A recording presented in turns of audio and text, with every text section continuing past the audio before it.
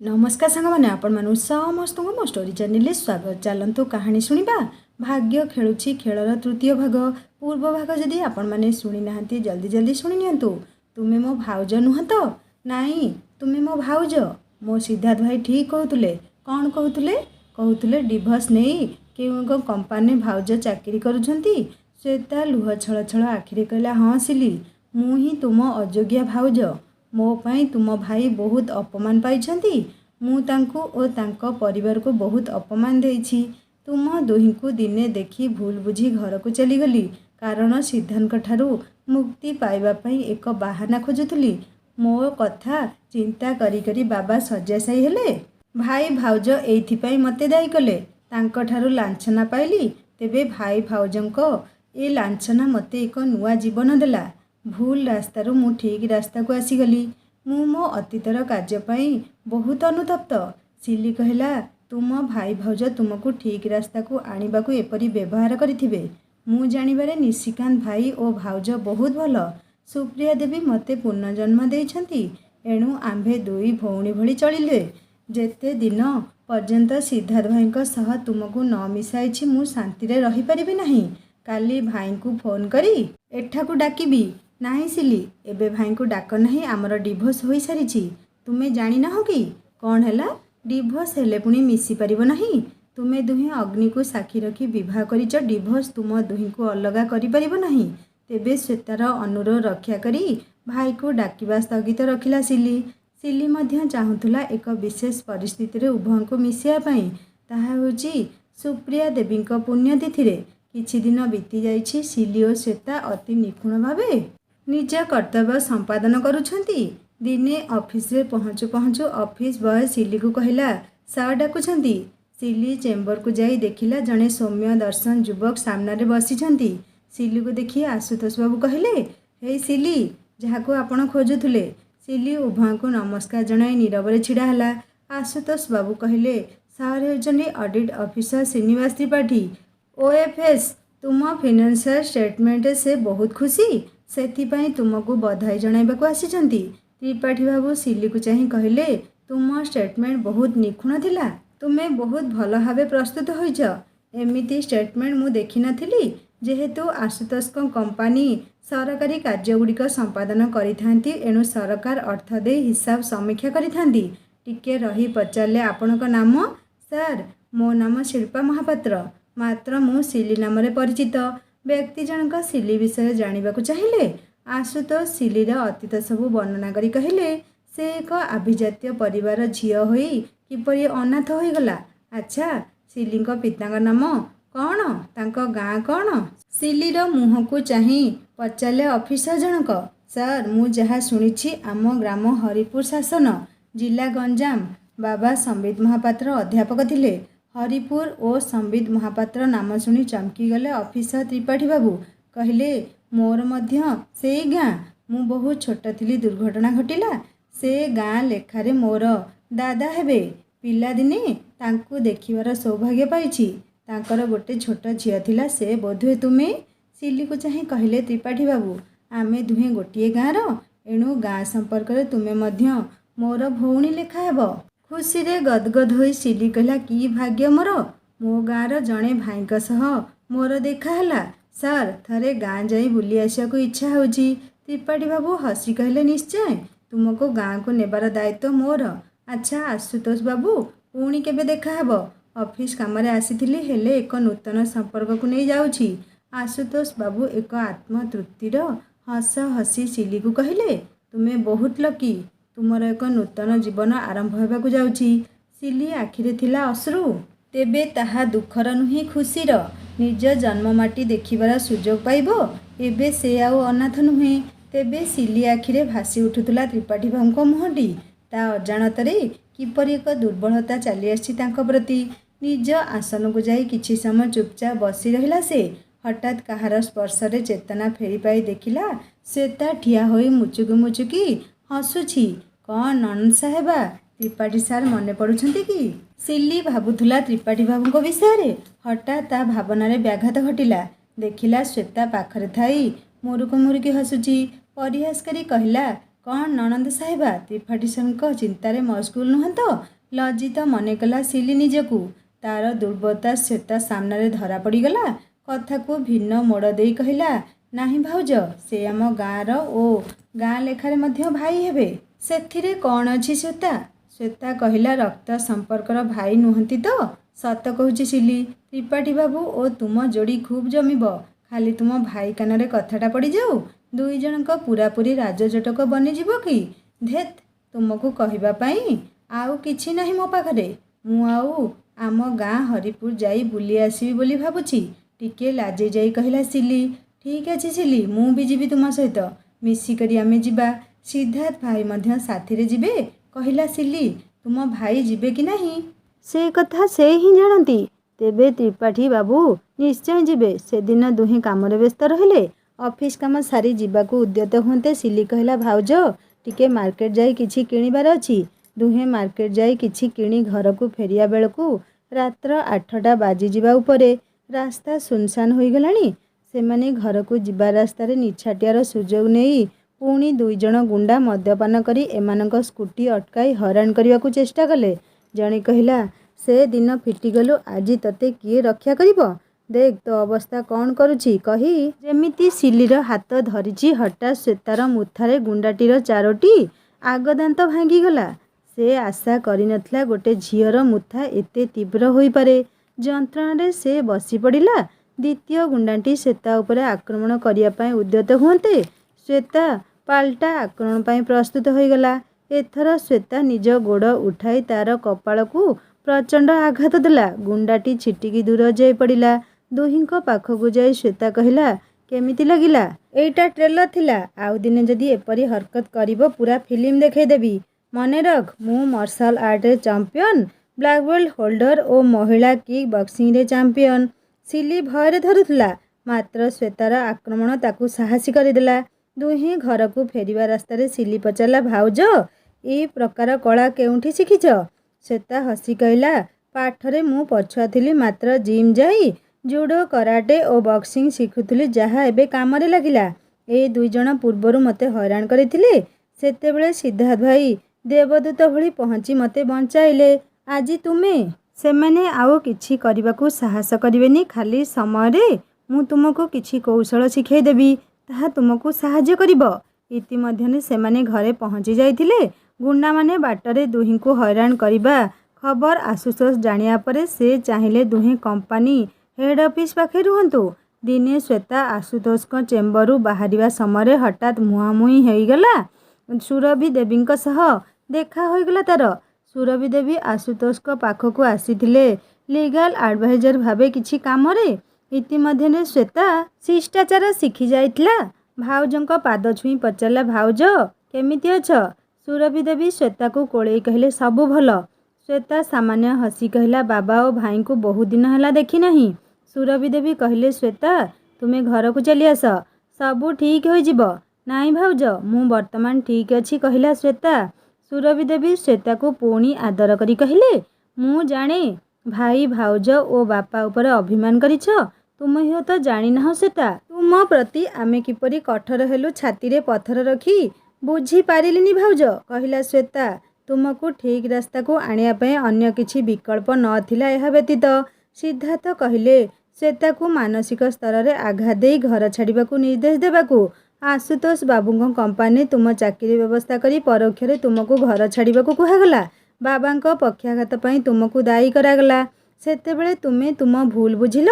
ଯେତେବେଳେ ତୁମ ଭାଇ ତୁମକୁ ଟଙ୍କା ଦେବା ପାଇଁ ରୋକଠୋକ ମନା କରିଦେଲେ, ତୁମେ ଚାକିରି କଲ ୱାର୍କସପରେ। ଆଶୁତୋଷ ବାବୁଙ୍କ ପ୍ରରୋଚନାରେ ସେ ପାଖାପାଖି ସିଲି ସହ ତୁମେ ରହିବାକୁ ଚାହିଁଲ। ତୁମର ପ୍ରତିଟି ଖବର ଆମ ପାଖେ ପହଞ୍ଚୁଥିଲା। ତୁମର ଓ ସିଲିର କୌଣସି ଅସୁବିଧା ଆମେ ହେବାକୁ ଦେଉନଥିଲୁ।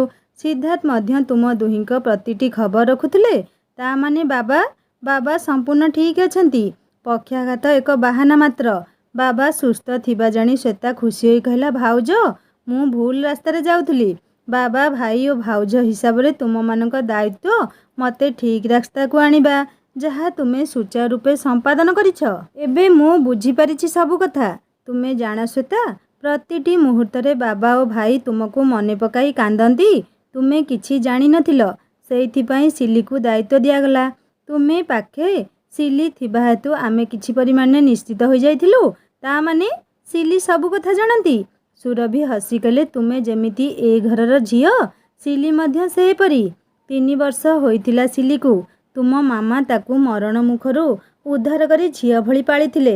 ତାଙ୍କ ପାଇଁ ଅନାଥ ଆଶ୍ରମର ସୃଷ୍ଟି। ଯଦିଓ ସେ ଅନାଥ ଆଶ୍ରମରେ ରହୁଥିଲେ, ମାମା ତାକୁ ପ୍ରଚୁର ସ୍ନେହ ଦେଉଥିଲେ। ସେ ପ୍ରତି କ୍ଷେତ୍ରରେ ତୁମକୁ ଗାଇଡ୍ କରୁଥିଲେ। ଏବେ ସମୟ ଆସିଗଲା, ତୁମେ ଘରକୁ ଫେରିଆସ। ଭାଉଜ, ସିଲିକୁ ଛାଡ଼ି ମୁଁ ରହିପାରିବି ନାହିଁ। ସୁରଭି ଟିକେ ଥଟ୍ଟା କରି କହିଲେ, ତୁମେ ସିଦ୍ଧାର୍ଥ ପାଖକୁ ଫେରିଗଲେ କେମିତି ରହିବ? ଭାଉଜ, ଆମର ତ ଡିଭୋର୍ସ ହୋଇଯାଇଛି। ତାକୁ ମୁଁ ଯେମିତି ଅପମାନିତ କରିଛି, ସେ କ'ଣ ମୋତେ ଗ୍ରହଣ କରିବେ? ସୁରଭି ହସି କହିଲେ, କିଏ କହିଲା ତୁମର ଡିଭୋର୍ସ ହୋଇଯାଇଛି? ଆମେ ତୁମକୁ ଖାଲି ଜଣାଇଦେଲୁ, ମାତ୍ର ଜଜମେଣ୍ଟ କପି ତ ଦେଇନାହୁଁ। କଥା ହେଲା, ସିଦ୍ଧାର୍ଥ ଡିଭୋର୍ସ ପ୍ରତି ଅମଙ୍ଗ ଥିଲେ। ସେ ତୁମ ପରିବର୍ତ୍ତନ ଚାହୁଁଥିଲେ। ତାଙ୍କରି ଯୋଜନାରେ ଏସବୁ କାମ ହୋଇଅଛି। ତଥାପି ଭାଉଜ, ଆଉ ତଥାପି କିଛି ନାହିଁ। ତୁମେ ଘରକୁ ଚାଲ, ତୁମ ସହ ସିଲି ମଧ୍ୟ ଯିବେ। ଆମେ ଘରଠୁ ତୁମ ଅଫିସ ବିଶେଷ ଦୂର ନୁହେଁ। ଆଶୁତୋଷ ବାବୁ କହୁଥିଲେ ମଦ୍ୟପମାନେ ତୁମକୁ ହଇରାଣ କରୁଛନ୍ତି। ଏଣୁ ତୁମ ଘର ତୁମ ପାଇଁ ନିରାପଦ। ତୁମେ ବର୍ତ୍ତମାନ ତୁମ ରୁମ୍କୁ ଯାଇ କାମ କର। ମୁଁ ଆଶୁତୋଷ ବାବୁଙ୍କ ସହ କିଛି ଆଲୋଚନା କରି ଫେର କ୍ୱାର୍ଟରକୁ ଯିବି। ଶ୍ୱେତା କାମ କରିବାକୁ ତା ରୁମ୍କୁ ଚାଲିଗଲା। ଲଞ୍ଚ ବ୍ରେକ୍ରେ ଶ୍ୱେତା ସିଲିର ରୁମ୍କୁ ଯାଇ ଦେଖିଲା ସିଲି କାମରେ ବ୍ୟସ୍ତ ଅଛି। ସିଲିର ପଛପଟେ ରହି ସିଲିକୁ କୁଣ୍ଢାଇ ଗେଲେଇ ହୋଇ କହିଲା, ମାଇଁ ଗୁଡ୍ ନଣନ୍ଦ। ସିଲି ସିଟ୍ରୁ ଉଠି କହିଲା, କ'ଣ ହେଲା ଆଜି ଏ ନଣନ୍ଦକୁ ଏତେ ଆଦର କାହିଁକି? ଶ୍ୱେତା ହସି କହିଲା, ନଣନ୍ଦ ଭାଉଜ ପାଇଁ ଏତେ କାମ କରିଛନ୍ତି, ଏଣୁ ଆଦର ପାଇବା ପାଇଁ ହକଦାର ତୁମେ। ସିଲି କିଛି ନ ଜାଣିଲା ପରି କହିଲା, ମୁଁ ଏମିତି କ'ଣ କଲି ଯେ? ଶ୍ୱେତା ହସି କହିଲା, ଭାଉଜଙ୍କ ସହ ହଠାତ୍ ଦେଖା ହୋଇଗଲା। ସେ ସବୁ ବିଷୟ ଖୋଲି ମୋତେ କହିଦେଲେ। କୋଉ ବିଷୟ ଭାଉଜ? ତୁମେ ମୋତେ ଯାହା କହିନଥିଲ? ସିଲିର କାନ ଟିକେ ଗେଲରେ ମୋଡ଼ି କହିଲା ଶ୍ୱେତା।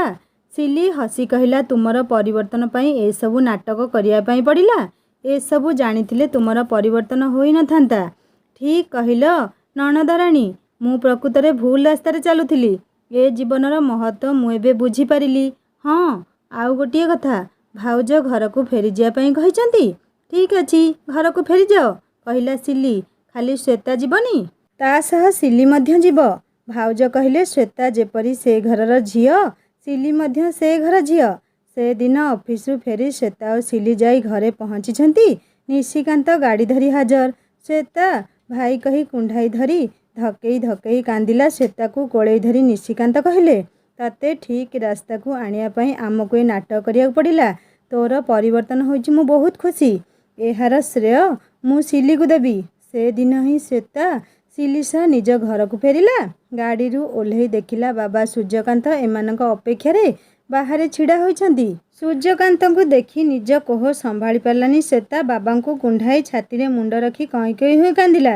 ସୂର୍ଯ୍ୟକାନ୍ତ ବାବୁ ଝିଅକୁ କୋଳେଇ ସ୍ନେହରେ କହିଲେ, ବାସ୍ ମା, ଆଉ କାନ୍ଦେନା। ମୋ ଶ୍ୱେତାର ପରିବର୍ତ୍ତନ ହୋଇଛି। ପରିବର୍ତ୍ତନ ତ ନୁହେଁ, ପୁନର୍ଜନ୍ମ ହୋଇଛି। ସିଲିକୁ ଅନ୍ୟ ହାତରେ କୋଳେଇ ଆଣି କହିଲେ, ମୋ ସିଲି ଲାଗି ଏ ପରିବର୍ତ୍ତନ। ସିଲି ହସି କହିଲା, ବାବା, ଖାଲି ମୁଁ ଚାହୁଁଥିଲି ଶ୍ୱେତାର ପରିବର୍ତ୍ତନ, ଯାହା ଭାଇ ଚାହୁଁଥିଲେ। ଶ୍ୱେତାକୁ ଠିକ୍ ରାସ୍ତାକୁ ଆଣିବା ପାଇଁ ଆପଣ ନିଶିକାନ୍ତ ଭାଇ ଭାଉଜ ବହୁତ କଷ୍ଟ ସହିଛନ୍ତି। ଛାତିକୁ ପଥର କରି କଠୋର ହେବାର ଅଭିନୟ କରିଛନ୍ତି। ମୋତେ ଯାହା ନିର୍ଦ୍ଦେଶ ଦିଆଯାଇଥିଲା ତାହା ସମ୍ପାଦନ କରିବାକୁ ମୁଁ ଯାହା ଚେଷ୍ଟା କରିଛି। ଶ୍ୱେତା ସୂର୍ଯ୍ୟକାନ୍ତଙ୍କ ପାଦ ତଳେ ପଡ଼ି କହିଲା, ବାବା, ମୁଁ ଯେଉଁ ଭୁଲ କରିଛି ମୋତେ କ୍ଷମା କରିଦିଅ। ମୋ ଲାଗି ତୁମେ ବହୁତ କଷ୍ଟ ପାଇଛ। ତୁମ ହାର୍ଟ ଆଟାକ୍ ହୋଇଛି। ସୂର୍ଯ୍ୟକାନ୍ତ ହସି କହିଲେ, ମା, ସେ କଥା ପୁରୁଣା ହେଲାଣି। ବର୍ତ୍ତମାନ ତୋ ବାବା ପୂରାପୂରି ପରଫେକ୍ଟ ଅଛି। ସେ ବିଷୟରେ ତୁ ଆଉ ଚିନ୍ତା କରିବା ଆବଶ୍ୟକ ନାହିଁ। ହଠାତ୍ ନିଶିକାନ୍ତ ଆସି ଶ୍ୱେତାକୁ କୋଳେଇ କହିଲେ, ମୋ ଶ୍ୱେତା ବହୁତ ଦୁଃଖ ପାଇଲା। ଶ୍ୱେତା ଭାଇ ପାଖେ ଟିକେ ଗେଲେଇ ହୋଇ କହିଲା, ଭାଇ, ତୁମେ ଓ ଭାଉଜ ଯାହା କରିଛ ମୋ ପାଇଁ ଭଲ। ସେଦିନ ଭାଉଜ ମୋତେ ସବୁ କହିଦେଇଛନ୍ତି। ଏବେ ତୁମେ ତୁମ ଶ୍ୱେତାକୁ ଏକ ନୂଆ ରୂପରେ ଦେଖୁଛ। ପୁଣି ସୂର୍ଯ୍ୟକାନ୍ତଙ୍କୁ ଚାହିଁ କହିଲା, ମୁଁ ଗୋଟେ କଥା ବୁଝିପାରୁନି, ସିଲିକୁ କାହିଁକି ଅନାଥ ଆଶ୍ରମରେ ରହିବାକୁ ପଡ଼ିଲା ଯେ? ତାର କାରଣ ତୁ ନିଜେ। ମୁଁ ନିଜେ? କିପରି? ସିଲିକୁ ତୋ ମାମା ମରଣ ମୁଖରୁ ଉଦ୍ଧାର କରି ଆଣିଲା ବେଳକୁ ତତେ 5 ବର୍ଷ ହୋଇଥିଲା। ପିଲାଦିନୁ ତୁ ମିଶାଣିଆ ନ ଥିଲୁ। ସିଲି ତୋ ସହ ଖେଳିବାକୁ ଚାହିଁଲେ ମଧ୍ୟ ତୁ ତାଠାରୁ ଦୂରେଇ ଯାଉଥିଲୁ। ଏଣୁ କିଛି ଦିନ ପରେ ତୋ ମାମା ଏକ ଅନାଥ ଆଶ୍ରମ ଆରମ୍ଭ କଲେ ଓ ଅନାଥ ଶିଶୁଙ୍କୁ ଆଣି ପାଳିଲେ। ସିଲି ସେମାନଙ୍କ ସହ ଖୁବ୍ ମିଶିଗଲା। ସେ ଅନ୍ୟ ପିଲାଙ୍କ ସହ ଖେଳି ସମୟ କଟେଇଲା। ତୋ ମାମା ପ୍ରତିଦିନ ସେଠାକୁ ଯାଇ ସିଲି ଓ ଅନ୍ୟ ପିଲାଙ୍କ ଯତ୍ନ ନେଉଥିଲେ। ତାଙ୍କ ଅନୁପସ୍ଥିତିରେ ଆୟା ପିଲାଙ୍କ କଥା ବୁଝୁଥିଲା। ସେ ଆୟା ମଧ୍ୟ ଜଣେ ସ୍ୱାମୀ ପରିତ୍ୟକ୍ତା। ତାକୁ ଏଠାରେ ଆଶ୍ରୟ ମିଳିଲା। ତୋ ମାମାର ଅକାଳ ମୃତ୍ୟୁ ପରେ ଆମେ ବହୁତ ଭାଙ୍ଗି ପଡ଼ିଲୁ। ଯେଉଁଦିନ ସିଲି ଆସିଲା ସେଦିନଠାରୁ ଅନାଥ ଆଶ୍ରମର ବାର୍ଷିକ ଉତ୍ସବ ସିଲିର ଜନ୍ମଦିନ ହିସାବରେ ପାଳନ କରାଯାଉଛି। ଆଉ ଗୋଟେ କଥା, ସିଲିର ପରିଚୟ ପୋଲିସ ଫାଇଲରୁ ଜଣାପଡ଼ିଲା। ଯେଉଁ ହରିପୁର ସିଲିର ଗାଁ ତାହା ତୋ ଅଜାଘର ଗାଁ। ମାନେ ତୋ ମାମା ହରିପୁର ଗାଁର ଝିଅ ଓ ଗାଁ ଲେଖାରେ ସିଲିର ପିଉସୀ। ଏବେ ଜଣାପଡ଼ିଲା ସିଲି ପ୍ରତି ମୋ ଆକର୍ଷଣ କାହିଁକି ଥିଲା। କାରଣ ସେ ମୋ ସମ୍ପର୍କୀୟା ଭଉଣୀ। ହଠାତ୍ ସିଲି କହିଲା, ବାବା ମୋର ଏକ ନିବେଦନ। ସୂର୍ଯ୍ୟକାନ୍ତ ହସି କହିଲେ, ମୁଁ ଜାଣେ ତୁ ତୋ ଗାଁ ଦେଖିବାକୁ ଚାହୁଁଛୁ। ମୁଁ ଏପରି ଏକ ବିଶେଷ ମୁହୂର୍ତ୍ତକୁ ଅପେକ୍ଷା କରିଥିଲି। ଆସନ୍ତା ରବିବାର ଦିନ ଆମେ ସବୁ ମିଶିକି ଯିବା। ତୁମେ ଦୁହେଁ ଯାଇ କାମ ସାରି ଫ୍ରେଶ୍ ହୋଇଯାଅ। ବାହାରେ ଗାଡ଼ି ରହିବାର ଶୁଣାଗଲା। କିଛି ସମୟ ପରେ ସିଦ୍ଧାର୍ଥ ପ୍ରବେଶ କଲେ। ସିଦ୍ଧାର୍ଥ ସୂର୍ଯ୍ୟକାନ୍ତଙ୍କୁ ପ୍ରଣାମ ଜଣାଇ କହିଲେ, ବାବା ଶ୍ୱେତା ଓ ସିଲି ଆସିଗଲେଣି? ହଁ ସିଦ୍ଧାର୍ଥ, ଏଇ ତୁମେ ଆସିବାର କିଛି ସମୟ ପୂର୍ବରୁ ଆସି ପହଞ୍ଚିଲେ। ନିଶିକାନ୍ତ ନିଜେ ଯାଇ ସେମାନଙ୍କୁ ନେଇ ଆସିଛି। ବର୍ତ୍ତମାନ ସେମାନେ ଫ୍ରେଶ୍ ହେବାକୁ ଯାଇଛନ୍ତି। ଯାହା ହେଉ ମୋ ଯୋଜନା ଠିକ୍ ରାସ୍ତାରେ ଗଲା, କହିଲେ ସିଦ୍ଧାର୍ଥ। ସିଲି ଲାଗି କାମ ବହୁତ ସହଜ ହୋଇଗଲା। ତୁମେ ଏକା ଆସିଲ? ତୁମ ବାବା ମାମା? ସେମାନେ ଆସିଯିବେ। କିଛି କିଣିବା ପାଇଁ ମାର୍କେଟ ଯାଇଛନ୍ତି। ଡ୍ରାଇଭର ଯାଇଛି ସେମାନଙ୍କୁ ଆଣିବା ପାଇଁ, କହିଲେ ସିଦ୍ଧାର୍ଥ। ଶ୍ୱେତାର ଏପରି ପରିବର୍ତ୍ତନ ହେବ ମୁଁ ଆଶା କରିନଥିଲି, କହିଲେ ସୂର୍ଯ୍ୟକାନ୍ତ। ବାବା ଶ୍ୱେତାର କିଛି ଭୁଲ ନାହିଁ। ପାରିପାର୍ଶ୍ୱିକ ପରିସ୍ଥିତି ତାକୁ ଏପରି ଭୁଲ ରାସ୍ତାରେ ନେଇଯାଇଥିଲା। ଦେଖନ୍ତୁ ସେ ପିଲାବେଳୁ ଅନସୋସିଆଲ। ପରେ ମାମାଙ୍କ ଅକାଳ ମୃତ୍ୟୁ ତାକୁ ଏକ ଭିନ୍ନ ରାସ୍ତାରେ ନେଇଗଲା। ସିଲିର ଟିଉସନ୍ ଫେରନ୍ତା ରାସ୍ତାରେ ଗୁଣ୍ଡାମାନଙ୍କ ଆକ୍ରମଣ ଯୋଗୁଁ ତାକୁ ଘରକୁ ଆଣିବାକୁ ଆପଣ ଚାହୁଁଥିଲେ, କିନ୍ତୁ ବିଳମ୍ବ ମୋ ପାଇଁ ବରଦାନ ସଦୃଶ୍ୟ ହେଲା। ସଂଯୋଗବଶତଃ ସିଲି ସହ ମୋର ସାକ୍ଷାତ ଓ ତାକୁ ଭଉଣୀ ରୂପେ ଗ୍ରହଣ କଲା ପରେ ମୁଁ ଆପଣଙ୍କୁ ମନା କଲି ତାକୁ ଏଠାକୁ ଆଣିବାକୁ। ଆଶୁତୋଷ ବାବୁଙ୍କ କମ୍ପାନୀର ତାକୁ ରଖିଲା ପରେ ଶ୍ୱେତା ପ୍ରତି ମାନସିକ ଆଘାତ ଦେବା ପାଇଁ ମୁଁ ଆପଣଙ୍କୁ ଅନୁରୋଧ କଲି ଓ ବହୁ କଷ୍ଟରେ ଆପଣ ଭାଇ ଓ ଭାଉଜ ରାଜି ହେଲେ। ତାକୁ ମାନସିକ ଚାପ ଦେଇ ଆଶୁତୋଷ ବାବୁଙ୍କ କମ୍ପାନୀ ଚାକିରି କରାଇଲା ପରେ ସେ ସିଲି ପାଖେ ରହିବା ଆମ ପାଇଁ ରାସ୍ତା ସଫା ହୋଇଗଲା। ତୁମେ ବସ, ମୁଁ ଶ୍ୱେତାକୁ ପଠାଉଛି, କହି ସିଦ୍ଧାର୍ଥ ଶ୍ୱେତାକୁ ଡାକିବା ପାଇଁ ଚାଲିଗଲେ। ଶ୍ୱେତାକୁ କହିଲେ, ମା ରେ ଶୀଘ୍ର ଚାହା କରି ଡ୍ରଇଂ ରୁମ୍କୁ ଆସେ, କହି ସିଲିକୁ କିଛି ଠାରିଦେଲେ। ଶ୍ୱେତା ଚା କରି ସିଲି ସାଥିରେ ଡ୍ରଇଂ ରୁମ୍କୁ ଯିବା ପୂର୍ବରୁ ସିଲି କହିଲା, ଭାଉଜ ଭିତରକୁ ଯାଇ ଚା ଦେଇଦିଅ। ଶ୍ୱେତା ଭିତରକୁ ଯାଇ ଯେମିତି ସିଦ୍ଧାନ୍ତକୁ ଦେଖିଛି ଚମକି ପଡ଼ିଲା। ନୀରବରେ ଚା କପ୍ଟି ଟିପୟ ଉପରେ ରଖି ଫେରିଯିବା ସମୟରେ ପଛପଟୁ ସିଦ୍ଧାର୍ଥ ଶ୍ୱେତାର ହାତଟିକୁ ଧରିଦେଲେ। ଶ୍ୱେତା ରହିଯାଇ ଯେମିତି ପଛକୁ ବୁଲି ଦେଖିଛି। ସିଦ୍ଧାର୍ଥ କହିଲେ, କ'ଣ ଏବେ ମଧ୍ୟ ଏ ଛୋଟଲୋକ ଭିକାରୀକୁ ଘୃଣା କରୁଛ? ଶ୍ୱେତା ସିଦ୍ଧାନ୍ତକୁ କୁଣ୍ଢାଇ ଧରି କଇଁ କଇଁ ହୋଇ କାନ୍ଦି କହିଲା, ମୋର ଅପରାଧ ହୋଇଛି। ମୁଁ ଭୁଲ ରାସ୍ତାରେ ଯାଉଥିଲି, ମୋତେ କ୍ଷମା କର, କହି ସିଦ୍ଧାନ୍ତଙ୍କ ପାଦ ଦୁଇଟି ଧରି କାନ୍ଦିଲା। ସ୍ନେହରେ ଶ୍ୱେତାକୁ ସିଦ୍ଧାର୍ଥ ଉଠାଇ ଛାତିରେ ଭିଡ଼ି କହିଲେ, ନାଇଁ ଶ୍ୱେତା, ତୁମର ସେପରି ବ୍ୟବହାର ସତ୍ତ୍ୱେ ମୁଁ ତୁମକୁ ଭଲ ପାଉଛି। ମୁଁ ଜାଣିଥିଲି ତୁମେ ମାମାଙ୍କ ଅନୁପସ୍ଥିତିରେ ଉପଯୁକ୍ତ ସଂସ୍କାର ପାଇପାରିନଥିଲ। ଏବେ ତାହା ବୁଝିପାରିଲ। ଏବେ ମୋ ଶ୍ୱେତାର ପୁନର୍ଜନ୍ମ ହୋଇଛି। ଏଣିକି ସବୁ ଠିକ୍ ହୋଇଯିବ। ହଠାତ୍ ସିଲି ଆସି ସିଦ୍ଧାନ୍ତକୁ ପ୍ରଣାମ ଜଣାଇ କହିଲା, ଭାଇ ମୋ ତରଫରୁ ଯାହା କରିବା କଥା ମୁଁ କରିଛି। ମୁଁ ବହୁତ ଖୁସି ଯେ ଆଜି ମୋ ଭାଇ ଭାଉଜଙ୍କୁ ପୁଣି ଫେରି ପାଇଛନ୍ତି। ଶ୍ୱେତା ସିଦ୍ଧାର୍ଥଠାରୁ ଅଲଗା ହୋଇ ଲାଜରେ ଝାଉଁଳି ପଡ଼ିଲା। ସିଦ୍ଧାର୍ଥ ସିଲିକୁ ସ୍ନେହ କରି କହିଲେ, ତୁ ଠିକ୍ କହିଛୁ ଭଉଣୀ। ଭଉଣୀ ରୂପେ ତୋତେ ପାଇ ମଧ୍ୟ ମୁଁ ଗର୍ବିତ। ଭାଉଜକୁ ତୁ ହିଁ ଠିକ୍ ରାସ୍ତାକୁ ଆଣିପାରିଛୁ। ସିଲି ଶ୍ୱେତାକୁ ଚାହିଁ କହିଲା, ଭାଉଜ ତୁମ ପ୍ରାପ୍ୟ ତୁମେ ପାଇଗଲ। ମୋ ପ୍ରାପ୍ୟ ବାକି ରହିଗଲା। ଶ୍ୱେତା ସିଲିର ଦୁଇ ଗାଲକୁ ଦୁଇ ହାତରେ ଗେଲରେ ଚିମୁଟି କହିଲା, ଅତି ଶୀଘ୍ର ତୁମକୁ ମଧ୍ୟ ତୁମ ପ୍ରାପ୍ୟ ଦେଇଦେବି ତ୍ରିପାଠୀ ବାବୁ। ହଠାତ୍ ସିଦ୍ଧାର୍ଥ ପଚାରିଲେ, ଏ ତ୍ରିପାଠୀ ବାବୁ କିଏ? ଶ୍ୱେତା ହସି କହିଲା, ଶ୍ରୀନିବାସ ତ୍ରିପାଠୀ, ଅଡିଟ୍ ଅଫିସର। ତୁମ ଭଉଣୀ ଶୟନେ ସପନେ ତାଙ୍କ କଥା ଭାବୁଛନ୍ତି। ଲାଜରେ ଭାଉଜ କହି ସିଲି ସେଠାରୁ ଚିମୁଟି ଦେଇ ଚାଲିଗଲା। ଟିକେ ଥୟ ଧର, ତୁମ ଭାଇ ଜାଣିଲେ ତ ଦୁଷ୍ମନ୍ତ ଶକୁନ୍ତଳାଙ୍କ ମିଳନ ସମ୍ଭବ ହେବ ଯାଇ। ଆଚ୍ଛା ଏମିତି କଥା, ତାଙ୍କ ଘର ତାଙ୍କ ପିତାମାତା ସମ୍ବନ୍ଧରେ ତୁମେ କ'ଣ ଜାଣିଛ କି? ଏମାନଙ୍କ କଥାବାର୍ତ୍ତା ମଝିରେ ସିଲି ହଠାତ୍ ଚାଲି ଯାଉଥିବା ସମୟରେ ଶ୍ଵେତା ତାର ହାତ ଧରି ତାକୁ ଅଟକାଇ କହିଲା, ମେମ୍ ସାହେବଙ୍କ ସହ ତ୍ରିପାଠୀ ବାବୁଙ୍କ ଦେଖା ହୋଇଥିଲା ଆଶୁତୋଷ ସାର୍ଙ୍କ ଚେମ୍ବରରେ। ସେ ସିଲିଙ୍କ ରିପୋର୍ଟ ଦେଖି ବହୁତ ତାରିଫ କଲେ। କି ରିପୋର୍ଟ? ପଚାରିଲେ ସିଦ୍ଧାର୍ଥ।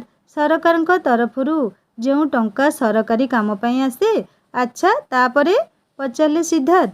ସିଲିର ପରିଚୟ ଜାଣିଲେ, ତାଙ୍କୁ ଚିହ୍ନିଲେ। ସିଲିଙ୍କ ଗାଁ ହରିପୁର ଓ ପିତାମାତାଙ୍କ ନାମ ଜାଣି କହିଲେ, ତାଙ୍କ ଗାଁ ମଧ୍ୟ ହରିପୁର। ସେ ଛୋଟ ଥିବା ସମୟରେ ସିଲିଙ୍କ ପିତାମାତାଙ୍କ ଦେହାନ୍ତ ହୋଇଥିଲା। ସେଇ ଗାଁର ଲେଖାରେ ତାଙ୍କ ବଡ଼ ବାପା ଓ ସିଲି ସମ୍ପର୍କୀୟ ଭଉଣୀ ହେବେ। ଆଚ୍ଛା, ତେବେ ଆମକୁ ହରିପୁର ଯିବାକୁ ହେବ। ଶ୍ରୀନିବାସଙ୍କ ପିତାମାତାଙ୍କ ସହ ମିଶି କଥାଟି ପକ୍କା କରିବାକୁ ହେବ, କହିଲେ ସିଦ୍ଧାର୍ଥ। ହରିପୁର ଯିବା ପାଇଁ ଯୋଜନା ପ୍ରସ୍ତୁତ ହୋଇଯାଇଛି। ଆସନ୍ତା ରବିବାର ଦିନ। ରବିବାର ଦିନ କ'ଣ ଯୋଜନା ପ୍ରସ୍ତୁତ ହୋଇଛି କହି ହଠାତ୍ ପ୍ରବେଶ କଲେ ରାଜୀବ ବାବୁ ସିଦ୍ଧାର୍ଥଙ୍କ ପିତା ସ୍ତ୍ରୀଙ୍କ ସହ। ଶାଶୁ ଶ୍ୱଶୁରଙ୍କୁ ଦେଖି କୋହ ସମ୍ଭାଳି ପାରିଲାନି ଶ୍ଵେତା। ଉଭୟଙ୍କ ଗୋଡ଼ ତଳେ ପଡ଼ି କଇଁ କଇଁ ହୋଇ କାନ୍ଦି କହିଲା, ବାବା ମାମା ମୋତେ କ୍ଷମା କର। ସାଙ୍ଗମାନେ, ସତରେ କ'ଣ ଶ୍ଵେତାକୁ ତାର ଶାଶୁ ଶ୍ୱଶୁର କ୍ଷମା କରିଦେବେ? ତାହା ଜାଣିବା ଏହି କାହାଣୀର ଶେଷ ଭାଗରେ। କାହାଣୀ କେମିତି ଲାଗୁଛି ମୋତେ ନିଶ୍ଚୟ କମେଣ୍ଟ କରି ଜଣାଇବେ। ଆଉ ଯଦି କାହାଣୀ ଆପଣମାନଙ୍କର ହୃଦୟକୁ ଛୁଇଁ ପାରିଥାଏ ତାହେଲେ ଲାଇକ୍ଟେ କରିବେ, ସାଙ୍ଗମାନଙ୍କ ସହିତ ସେୟାର କରିବେ। ଯଦି ମୋ ଚ୍ୟାନେଲରେ ନୂଆ ଅଛନ୍ତି ତାହେଲେ ସବସ୍କ୍ରାଇବ୍ କରି ବେଲ୍ ଆଇକନ୍ ଦବାଇଦେବେ। ସବସ୍କ୍ରାଇବ୍ କରିବାରେ ପଇସା ପଡ଼ୁନି ସାଙ୍ଗମାନେ, ତେଣୁ ସବସ୍କ୍ରାଇବ୍ କରନ୍ତୁ। ଆଉ କାହାଣୀ ସର୍ବପ୍ରଥମେ ଶୁଣନ୍ତୁ। ହିନ୍ଦୀ ଷ୍ଟୋରି ଚ୍ୟାନେଲ ଭିଜିଟ୍ କରି କାହାଣୀ ଶୁଣନ୍ତୁ। ସବସ୍କ୍ରାଇବ୍ କରିବାକୁ କେବେ ଭୁଲେନି। ରହୁଛି ନମସ୍କାର, ଜୟ ଜଗନ୍ନାଥ।